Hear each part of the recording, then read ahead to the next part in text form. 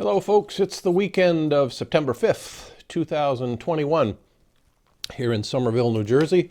And I'm a little late this week.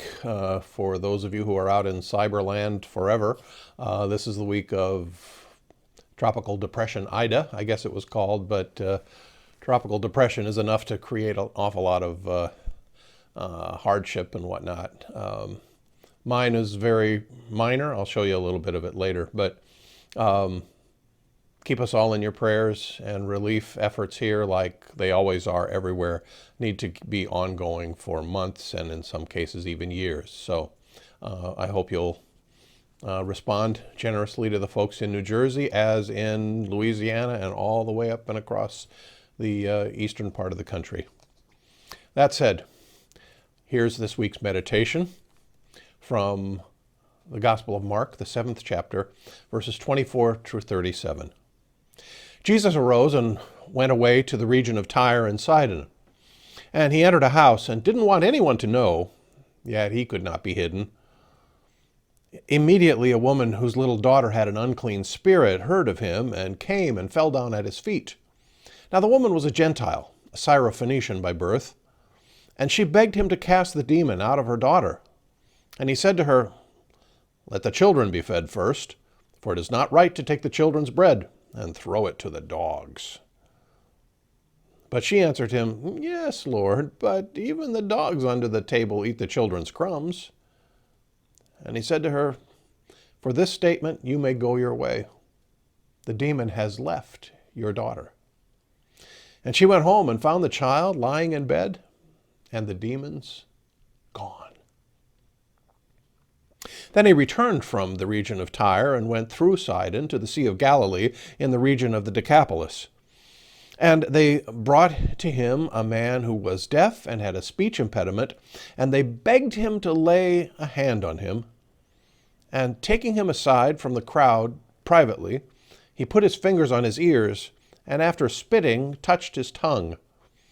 And looking up to heaven, he sighed and said to him, "Ephphatha," that is, "be opened." And his ears were opened, and his tongue was released, and he spoke plainly. And Jesus charged them all to tell no one. But the more he charged them, the more zealously they proclaimed it. And they were astonished beyond measure, saying, "He has done all things well. He even makes the deaf hear and the mute speak." Jesus looked up into heaven and sighed and said, "Be opened." Did you notice that as I read the passage? He sighed. We don't hear that about Jesus very often. I can think of a few places where he breathed on people, but sighing?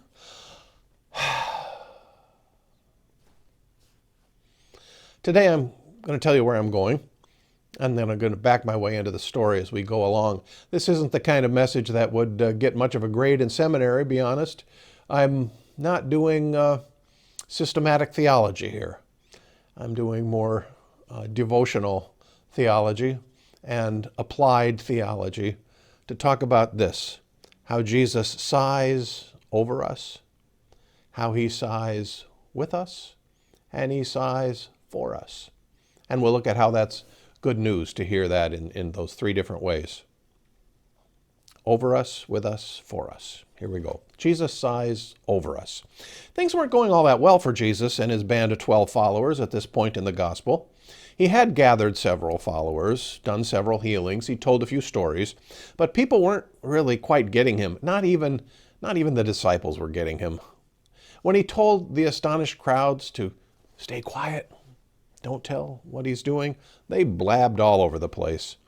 His closest friends didn't seem to understand him in the least.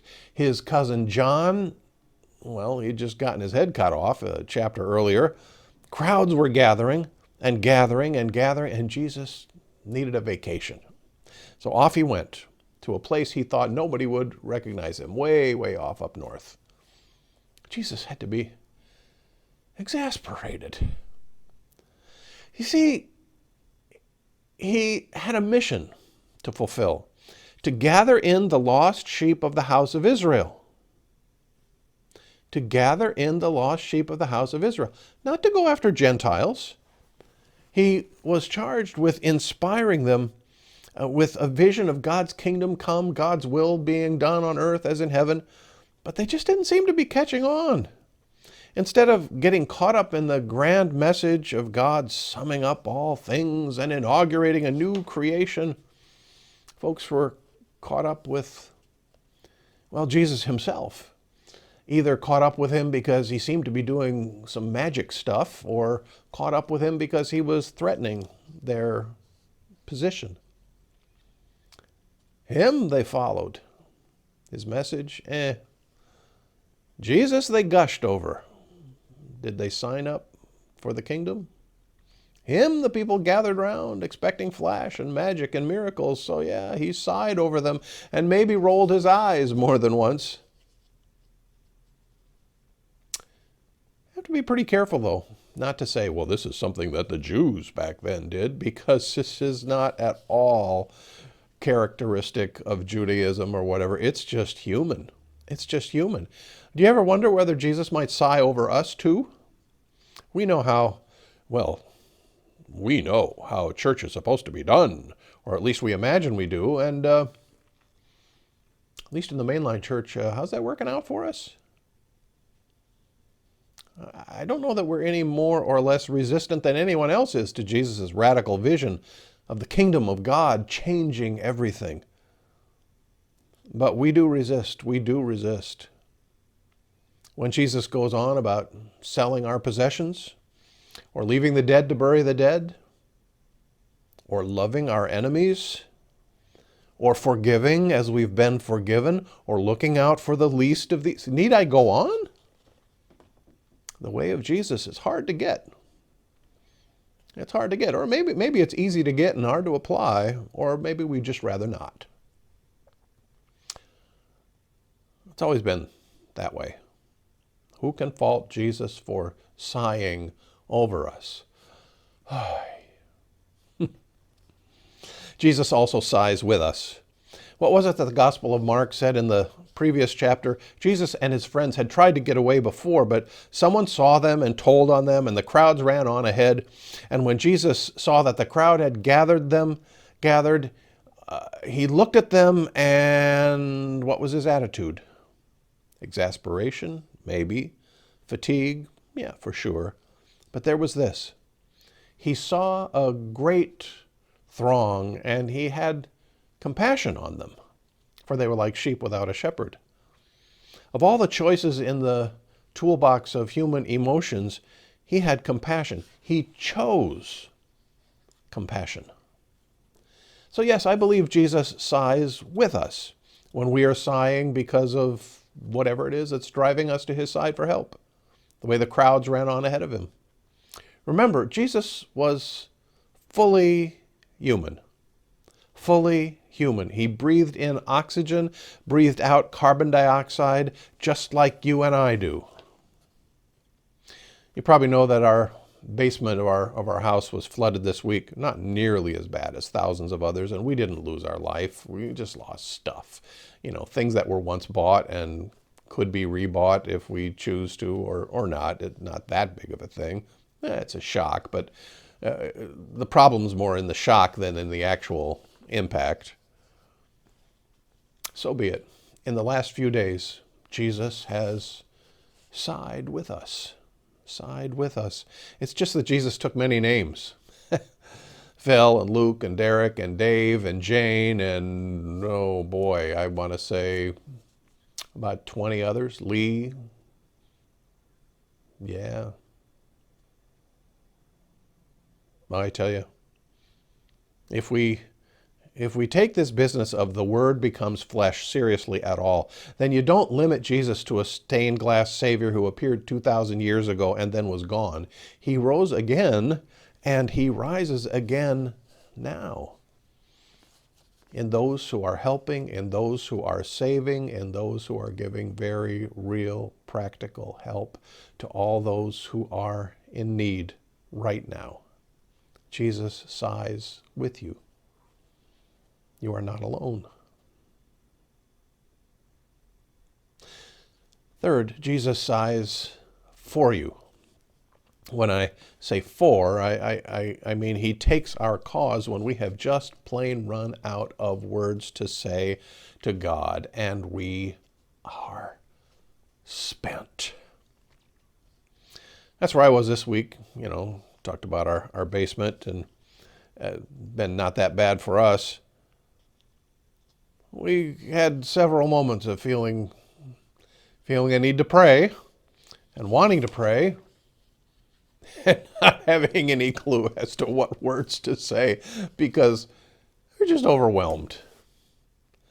I doubt if God expects us to have our thoughts neatly organized or eloquently expressed, but even so, there were times it just kind of felt like we should just say, "Dear God, this, this." And I remember this from Romans 8. We do not know how we ought to pray, but the Spirit himself intercedes for us with wordless groans, or in the version that I grew up with, sighs too deep for words. I know that it says the Spirit here, but again, I'm not doing systematic theology. When you're at a loss for words, you don't have a feeling of a need to quibble over the niceties of the internal relationships of the Holy Trinity. Just needed someone, Jesus, the Spirit, whoever, to take my heart, my wordless sighs, and to do with them whatever needed to be done and present them to God the Father. Remembering that promise from Romans 8, I was able to let go and let God. Sort of. Yeah, still working on it. The good news, I hope you hear the good news, that Jesus doesn't just sigh over us, but he sighs alongside of us, with us, and sighs for us, too, when we've got no words to say. And it's always good to remember the bigger picture, that when Jesus sighs, as he did with the Syrophoenician woman and the man who was deaf and had some sort of speech impediment, when Jesus sighs, healing happens. Healing, even for people who aren't technically approved for healing, like the cheeky Syrophoenician woman, and people who aren't neat or tidy. But Jesus sighs, and healing happens with folks who are messy and abrasive and smelly and wretched and ungrateful and cast out by everybody else. When Jesus sighs, even people who can't hear him get well again, and the tongues of the speechless are unstopped. When Jesus sighs, the heavens open, and the thick, dense curtain between us and God peels open just a wee crack, and a ray of hope lands on us. God's kingdom comes, even if only in small measure. But a small measure, even just a small measure of God's kingdom, is enough. It's a teaspoon of yeast in a whole loaf of bread. It's a single tiny pearl in an 80-acre field. It's enough. It's a mustard seed that moves a whole mountain out of the way when God is at hand, breathing with us, sighing with us, for us, and in the end, even through us, as we gather in God's efforts to be those helpers like the ones who were at my house. God sighs through us, and not only today, but also forever, as this old creation turns millimeter by millimeter in the direction of God's new creation. That's it for today, folks. I'll see you next week. God bless you all, and God bless all the folks in this area who are going through tough times, and all the people who are going to be doing cleanups and adjusters and agents and construction crews, etc., etc., etc., and charity agencies. I could just keep going on and on. Keep everyone in your prayers. God bless.